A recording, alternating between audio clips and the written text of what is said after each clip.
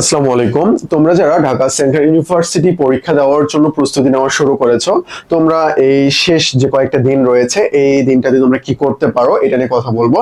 তো আমাদের এক্সাম ব্যাচে তুমি চাইলে ভর্তি হইতে পারো, যদি নাও হও তবুও তুমি কি করবা এটা আমি তোমাকে বুঝিয়ে দিচ্ছি আর কি। তো সেই সময় আমাদের এক্সাম ব্যাচে যে রুটিনটা আছে এই রুটিনটাই আমরা তোমাদেরকে এখানে বুঝিয়ে দেবো। এই রুটিন অনুযায়ী তুমি যদি পড়াশোনা করো তাহলে মাশাআল্লাহ হয়ে যাবে। তো দেখো, প্রথমত আমি তোমাদেরকে একটা রিকোয়েস্ট করব, এটা হইলো যা পড়ছো না এতদিন, যা পড়ছো এতদিন এটাই ভাই বারবার রিভিশন দাও। জিকের ক্ষেত্রে একটু সাম্প্রতিকের দিকে একটু গুরুত্ব দিও, এখান থেকে কিন্তু কোশ্চেন আসার পসিবিলিটি অনেক বেশি রয়েছে। রিসেন্টলি যে তোমার কারেন্ট অ্যাফেয়ার্স গুলো বের হয়েছে, এই কারেন্ট অ্যাফেয়ার্স গুলো তোমরা একটু ভালোভাবে পড়ে নিও। আশা করি বিষয়টা ক্লিয়ার। তাহলে আমাদের প্রচুর পরিমাণে কি করতে হবে, রিভিশন দিতে হবে।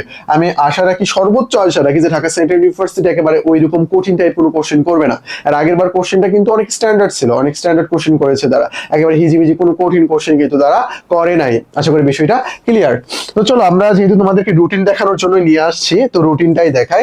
আর যেটা বললাম এটা একটু তোমরা করো, যে বারবার রিভিশন দাও, পড়াগুলো রিভিশন দিয়ে মনে রাখার ট্রাই করো। বিশেষ করে সেকেন্ড টাইম আর হয়ে যারা পরীক্ষা দিচ্ছ তাদের কিন্তু এটা কিন্তু শেষ। সো এটা একটু ভালোভাবে মাথায় রাখিও আর কি।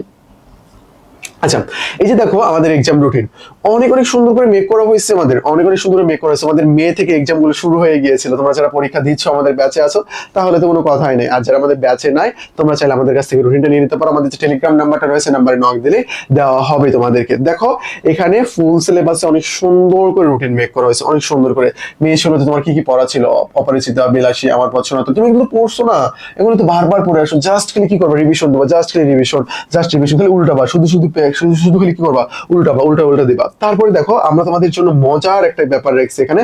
ডিসিইউ যে কোশ্চেনটা আছে এই কোশ্চেনটা তো এক বছরের। তাহলে কোন জায়গা থেকে আমি কোশ্চেনটা কমন পেতে পারি, বিসিএস এবং তুমি আরেকটা কাজ করতে পারো, ঢাকা ইউনিভার্সিটির কোশ্চেন। এই দুইটা কোশ্চেন ব্যাংকের বিগত কোশ্চেন গুলো তুমি একটু ভালোভাবে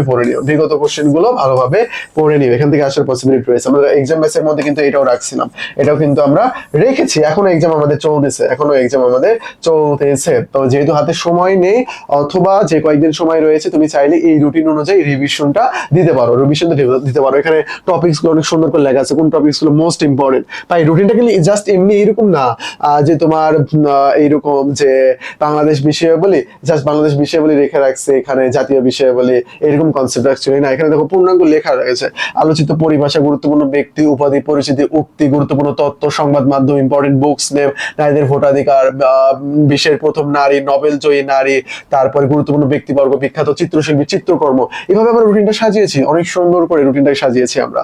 তো তুমি চাইলে কিন্তু এখনো ব্যাচে ভর্তি হয়ে যেতে পারো, ব্যাচে ভর্তি হয়ে যেয়ে তোমরা পরীক্ষাটা দিতে পারো। তুমি জাস্ট পড়বা, রিভিশন দেবা, 1 দিনে 3-4টা করে পরীক্ষা দেবা, যেগুলো হয়ে গেছে আর কি। এভাবে পরীক্ষা দিয়ে আগাতে পারো আমাদের সাথে। আশা করি বিষয়টা ক্লিয়ার। এই যে আমাদের টেলিগ্রাম নাম্বার, এই নাম্বারে নক দিলে তুমি আমাদের কাছ থেকে ডিটেলস আরো এই সম্পর্কে জানতে পারবা। তো তুমি চাইলে ব্যাচে ভর্তি হয়ে যেতে পারো, অথবা তুমি চাইলে আমাদের কাছ থেকে রুটিনটা নিয়ে নিতে পারো। আজকে পর্যন্তই। আসসালামু আলাইকুম।